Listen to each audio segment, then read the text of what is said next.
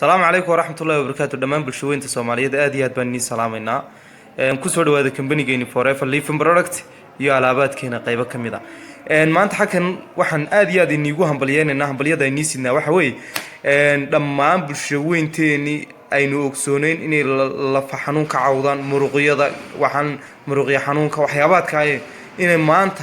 أي سيدا أي كجت خلوص الدونان مسيج كقرح بدن لنورتني وضنا ما noqdaan alaabaadkeena inuu loo isticmaalo aad iyo aad bulshadeena run ahaantii aad iyo aad ugu fiican tan waxay ka kooban yihiin alaabtan saddexda qaybood oo kala ah waa calciumti oo kiniina oo la liqayo oo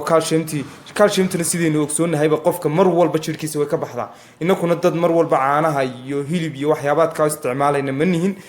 tanna waa calciumti oo dareera waa calcium oo dareera waxa la yiraahdaa forever freedom oo waayadiyo dareerayo la cabayo